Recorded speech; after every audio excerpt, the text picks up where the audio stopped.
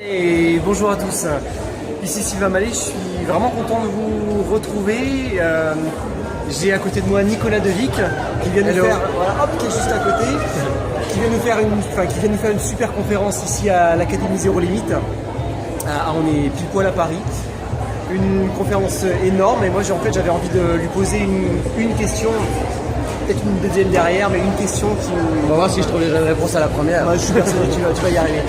Moi, ma question, c'est est-ce que tu pourrais nous donner les 3 raisons qui font qu'aujourd'hui ton business fonctionne, toute ta machine fonctionne en fait. Qu'est-ce qui fait qu'aujourd'hui, aujourd'hui, les gens te font confiance? Petite et grande question. Ouais, je peux répondre à ça. Tout d'abord, juste pour recadrer, tu vois, le business qui fonctionne, je dirais que c'est un chemin. Donc, c'est pas que ça fonctionne ou que ça fonctionne pas, c'est que ça peut fonctionner un peu et puis de plus en plus fort. Ouais. Nous, on est plutôt dans une phase de progression, on commence à comprendre comment ça peut se mettre en place. Et je dirais que la première raison pour laquelle un business semble fonctionner, c'est au moment où on trouve une forme d'alignement personnel pour devenir la personne qu'il faut pour faire ce qu'on a à faire. Donc ça, c'est une question qui m'allume tous les jours, c'est qui je suis pour faire ce que j'ai à faire. C'est-à-dire qu'on se met une mission, on a envie de la réaliser, ça peut être un business dans le développement personnel sur Internet, en coaching, etc. Mais c'est aussi vrai pour un entrepreneur qui crée n'importe quelle entreprise. Il a une mission qui est de proposer un produit ou un service qui va aider des gens. Et il faut être aligné avec ça. C'est qui je suis pour faire ce que j'ai à faire. Une fois qu'on fait ce chemin d'intériorité, et on peut se faire accompagner pour ça en coaching, en thérapie, en hypnose, il y a plein de techniques, ou tout seul, mais on a du mal à faire ça seul en général, alors les choses peuvent commencer à se propulser. Le deuxième conseil, c'est justement d'aider les gens à travers notre travail. Et c'est vrai pour quelqu'un qui vend des mixeurs pour la soupe, il va aider les gens à faire de la bonne soupe grâce à son mixeur. Et c'est vrai aussi pour un coach qui va aider ses clients à passer à un autre niveau. Ça va être vrai pour n'importe quel métier. Le tout, c'est d'apporter de la valeur. Et apporter de la valeur, c'est aider des gens. Et ces gens, ce sont nos clients. Donc ça, c'est tant qu'on n'est pas au clair avec qui est-ce qu'on aide à travers notre produit ou notre service, le business, il ne peut pas décoller. Et alors, un troisième point, je ne me suis pas préparé, donc je cherche en temps réel. Je dirais que ce serait de s'entourer des bonnes personnes parce qu'on ne peut pas, ou en tout cas difficilement réussir seul parce que on se crée des problèmes et on ne peut pas résoudre un problème avec le même cerveau que celui qui l'a créé. D'accord. Donc à un moment donné, quand on a des problèmes, il faut qu'on puisse être entouré de gens qui nous montrent d'autres façons de penser, d'autres cartes du monde. On n'a pas toutes les clés en main pour comprendre ce qui nous arrive.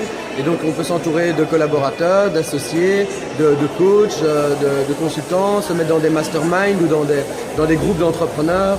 Il faut s'entourer de gens qui vont vous faire effet miroir et qui vont analyser les choses avec vous, donner de nouvelles idées, de nouvelles perspectives. Donc voilà les 3 points. Super, donc si je résume, se connaître, et du coup pourquoi pas même se faire aider pour se connaître parce que c'est toujours plus simple.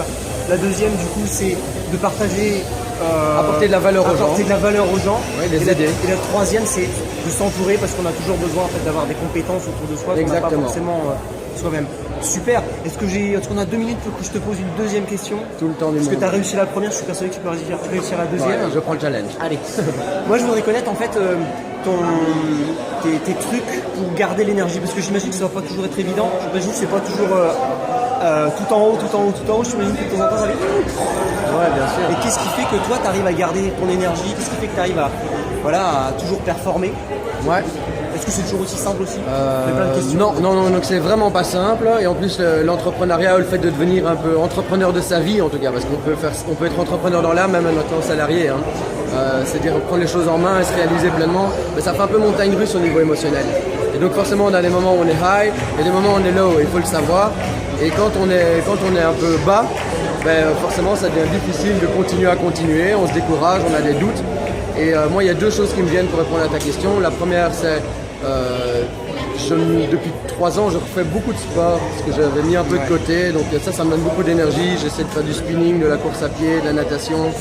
Parce que le corps a besoin de suivre. C'est notre véhicule pour pouvoir faire ce qu'on a à faire. Donc on a beau être quelqu'un de bien, avec une mission, mais si on n'a pas le corps qui suit, ça va pas. Donc activité physique clairement. Et ça va avec de la méditation aussi et tout ça parce qu'il faut pouvoir se déposer. Et puis le deuxième point, c'est qu'un de mes moteurs principaux, mais ça dépend de chaque personne, c'est en fait la peur. Du coup, je me sers de mes doutes et de mes peurs pour continuer à avancer en disant je suis dans une stratégie d'évitement de la douleur. Donc si j'ai peur, c'est que je veux éviter quelque chose qui me fait peur, donc je vais tout mettre en œuvre pour pas tomber là-dedans. Et donc ça me fait réaliser énormément de choses. Alors, il y a des gens qui fonctionnent plutôt en mode zen, avec une vision et puis qui avancent calmement. Moi, je fonctionne beaucoup à l'émotion, de m'éloigner de la douleur. Voilà, donc c'est une de mes stratégies pour rester en énergie. C'est pas hyper confortable, mais ça donne du résultat et on grandit, quoi. D'accord, donc la deuxième du coup c'est faire confiance à ses peurs du coup, et grâce à ses peurs du pouvoir avancer et dépasser des difficultés. Et puis la première, tu nous avais expliqué que c'était bouger effectivement pour pouvoir bouger et méditer. Bouger et méditer. Voilà, bouger et se déposer de temps en temps en conscience. D'accord, les équilibres, garder l'équilibre. Voilà. Super, le challenge est bien remporté. Excellent. Je te remercie. Est-ce que tu veux partager une dernière chose éventuellement, personne qui nous écoute? Ouais.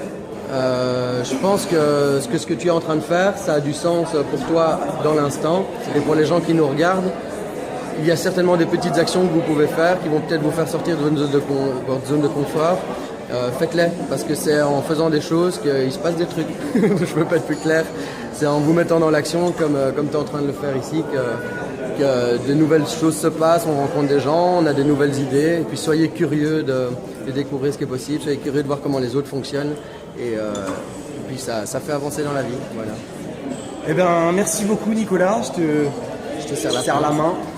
Et puis je vous dis à bientôt pour une nouvelle vidéo. Salut. Salut.